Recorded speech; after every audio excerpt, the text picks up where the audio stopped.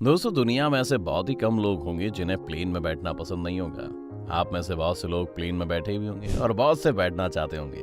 अब प्लेन से जुड़ी एक और शानदार कहानी आपने सुनी होगी, लेकिन आज की कहानी वाकई में आश्चर्य से भरी हुई है। ये एक ऐसे एरोप्लेन की कहानी है जो टेक ऑफ करने के बाद 35 सालों तक हवा में रहा, और जब उसे लैंड किया गया तो लोगों के उसे देखकर होश उड़ गए।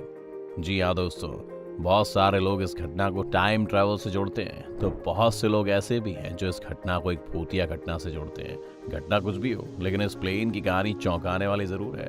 आप खुद इस कहानी को पहले सुनिए और फिर आप खुद तय करके कमेंट में बताइए। चलिए शुरू करते हैं। दोस्तों, प्लेन का सफर जितना मजेदार होता है उतना ही रिस्की, क्योंकि 35,000 फुट ऊपर हवा में अगर छोटी सी भी चूक हो जाती है तो आपका बचना लगभग नामुमकिन ही हो जाता है। लेकिन आज की इस कहानी की बात ही कुछ और है। हम बात कर रहे हैं ब्राजील की फ्लाइट नंबर 513 की। तारीख थी 4 सितंबर 1954। सेंटियागो फ्लाइट 513 वेस्ट जर्मनी के आचेन इंटरनेशनल एयरपोर्ट से उड़ान भरती है। इस प्लेन को ब्राजील के पोर्टो एलेग्रे इंटरनेशनल एयरपोर्ट पर पहुंचना है, जिसकी दूरी करीब 18 घंटे की है। ये फ्लाइट 88 यात्री और 4 क्रू मेंबर को लेकर जर्मनी से अपने देश ब्राजील आ रही थी।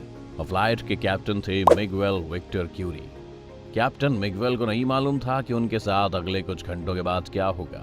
अब होता कुछ यूं है कि उड़ने के कुछ ही घंटों बाद जब Santiago flight number 513 Atlantic ocean के ऊपर पहुंचती है तो वो एटीसी के रडार से अचानक गायब हो जाती है। और ये देखकर एटीसी में काम कर रहे अधिकारी और कर्मचारी पहले तो हैरान हो गए और वो प्लेन से कांटेक्ट करने की कोशिश करने लगे। जब कुछ मिनटों बाद भी फ्लाइट रडार पर नजर नहीं आई तो उनके होश उड़ गए और उन्हें कुछ भी समझ में नहीं आ रहा था कि यह फ्लाइट अचानक से कहां चली गई है। और वो एरोप्लेन से लगातार संपर्क साधने की कोशिश करने लगे, मगर सेंटियागो फ्लाइट नंबर 513 की ओर से कोई जवाब नहीं मिल रहा था। ये देख तत्कालीन एटीसी की सभा बुलाई गई, जिसमें ब्राजील और जर्मनी के कुछ उच्च अधिकारी शामिल थे। सेंटियागो फ्लाइट के अचानक गायब होने की वजहों पर बात होने लगी, मगर किसी को कोई रास्ता समझ में नहीं आ रहा था। इसलिए एटीसी ने खोजकर्ताओं की टीम बनाई और उन्हें अटलांटिक ओशियन के लिए रवाना कर दिया, क्योंकि जब प्लेन का कनेक्शन एटीसी के रडार से टूटा तब वो फ्लाइट अटलांटिक महासागर के ऊपर उड़ रही थी। आमतौर पर जब कभी भी ऐसा होता है तो ये मान लिया जाता है कि कोई दुर्घटना हो गई है और प्लेन किसी हादसे का शिकार हो गया है। इस केस में भी एटीसी को लगा कि सेंटियागो फ्लाइट नंबर 513 किसी दुर्घटना के शिकार हो चुकी है। मगर जब खोजकर्ताओं की टीम अटलांटिक महासागर पहुंची तो उन्हें वहां कोई भी क्रैश हुए एरोप्लेन का मलबा नहीं मिला और ना ही सफर कर रहे किसी भी यात्री की बॉडी। फिर एटीसी की ओर से ये अनुमान लगाया गया कि हो सकता है कि प्लेन अटलांटिक महासागर की गहराइयों में चला गया हो, और इसके लिए भी एक टीम बनाई गई। खोजकर्ताओं की टीम ने करीब हर वो जगह छानबीन कर ली जहां प्लेन के होने की उम्मीद थी, मगर प्लेन का कोई सुराग नहीं मिला। एरोप्लेन के इस तरह से गायब हो जाने की वजह से सफर कर रहे यात्रियों के घरवाले बहुत दुखी थे और जानना चाहते थे कि प्लेन के साथ आखिर हुआ क्या। सेंटियागो एयरलाइंस के पास इसका कोई जवाब नहीं था। कुछ दिन बीते हफ्तों में, कुछ हफ्ते बीते महीनों में और कुछ महीने बीते सालों में, मगर प्लेन का कोई सुराग नहीं मिला। इस तरह करीब 2 साल तक सर्च ऑपरेशन चला और आखिर में इस सर्च ऑपरेशन को हमेशा हमेशा के लिए बंद कर दिया गया। अब तारीख आती है 12 अक्टूबर 1989 की।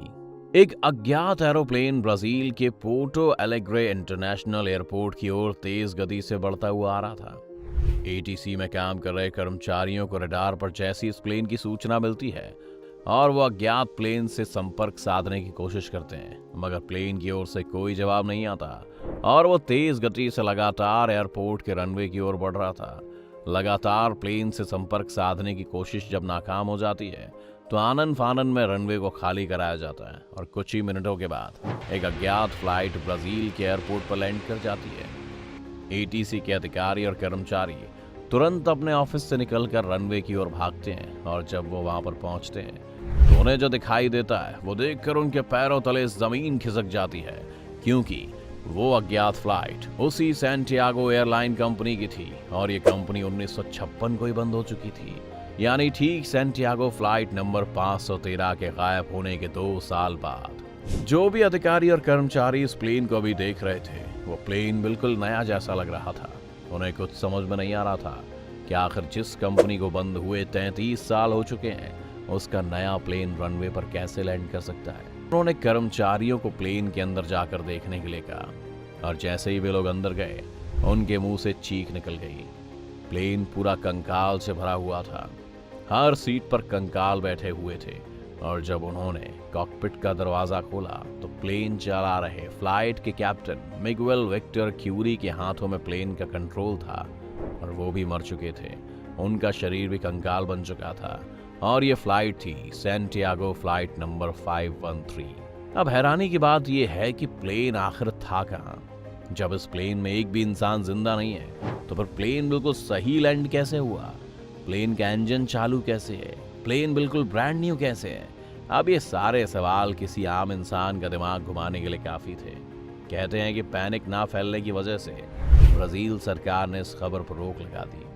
फिर इसकी जांच शुरू हुई और अलग अलग तरह की थियरीज निकलनी शुरू हुई।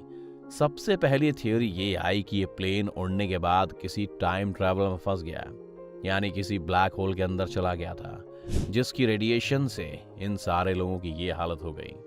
दूसरी थ्योरी ये आई कि किसी एलियन का शिकार हो गया ये, और तीसरी थ्योरी ये आई कि ये किसी इंसानी साजिश और एक्सपेरिमेंट का नतीजा है। लेकिन ये सब सिर्फ और सिर्फ थ्योरी थी। इसका कोई भी पुख्ता सबूत नहीं था कि इसके साथ क्या हुआ था, और ये सवाल आज भी सवाल ही हैं। ब्राजील की सरकार ने इस घटना को बहुत छुपाने की कोशिश की, मगर 1989 में फेमस पत्रकार एरविन फिशर ने इस घटना से पर्दा उठाया। उन्होंने एक आर्टिकल में इस पूरी घटना को छापा।